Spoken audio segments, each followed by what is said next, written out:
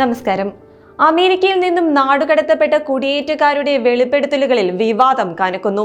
തങ്ങളുടെ കയ്യിലും കാലിലും വിലങ്ങും ചങ്ങലയും ഉണ്ടായിരുന്നുവെന്നാണ് മടങ്ങിയെത്തിയവർ പറയുന്നത്. പഞ്ചാബിലെ എയർപോർട്ടിൽ എത്തിയപ്പോൾ മാത്രമാണ് ഇതഴിച്ചതെന്നും ഇവർ വെളിപ്പെടുത്തുന്നു. അതേസമയം സൈനിക വിമാനത്തിൽ ഇന്ത്യക്കാരെ എത്തിച്ചതിൽ പ്രതിഷേധമുയരുന്നതിനിടയിലാണ് ഇന്ത്യക്കാരുടെ വെളിപ്പെടുത്തലും ഉണ്ടായിരിക്കുന്നത്.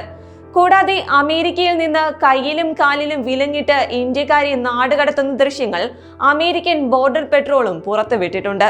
C-17 ട്രാൻസ്പോർട്ട് വിമാനത്തിലെ 40 മണിക്കൂറിലേറെ നീണ്ട യാത്രയിൽ കൈവിലങ്ങിട്ടും കാലിൽ ചങ്ങലയും ഇട്ടാണ് ഇരുത്തിയതെന്ന് മടങ്ങിയെത്തിയ ജസ്പാൽ സിംഗും ഹർവീന്ദർ സിംഗും പറയുന്നു.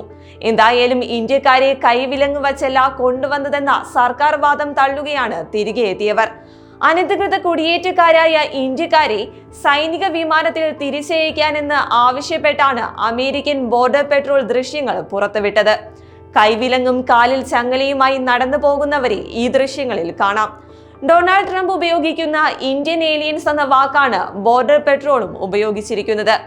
ഏറെ അപേക്ഷിച്ച ശേഷമാണ് ശുചിമുറിയിൽ പോകാൻ അനുവാദം നൽകിയതെന്ന് തിരിച്ചെത്തിയവർ പറയുന്നു. കൂടാതെ ഭക്ഷണം കഴിക്കാൻ പോലും വിലങ്ങഴിക്കാൻ സുരക്ഷാ ഉദ്യോഗസ്ഥർ അനുവാദം നൽകിയില്ലെന്നും ക്യാബിൻ ഉദ്യോഗസ്ഥരിൽ ചിലരിടയ്ക്ക് പഴങ്ങൾ നൽകിയത് ആശ്വാസമായെന്നും ഇവർ പറയുന്നു. അതേസമയം നാടുകടത്തപ്പെട്ടതോടെ ഇനി എന്ത് ചെയ്യുമെന്നറിയാതെ ആശങ്കയിലാണ് പലരും. സർക്കാർ സഹായമില്ലാതെ ജീവിതം മുന്നോട്ട് കൊണ്ടുപോകാൻ സാധിക്കില്ലെന്നും ചിലർ ചൂണ്ടിക്കാട്ടുന്നു.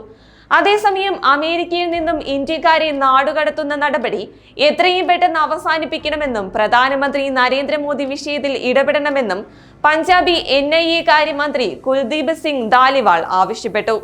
അതേസമയം ഇന്ത്യയിൽ നിന്ന് അനധികൃതമായി കുടിയേറിയവരുടെ എണ്ണം 7 ലക്ഷത്തിലധികമുണ്ടെന്നാണ് വിദേശകാര്യ പാർലമെന്ററി സമിതി അധ്യക്ഷൻ ശശി തരൂർ നൽകിയ കണക്ക്.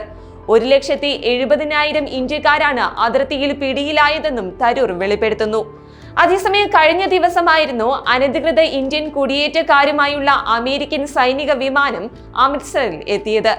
108 ഇന്ത്യക്കാരാണ് വിമാനത്തിൽ ഉണ്ടായിരുന്നത്.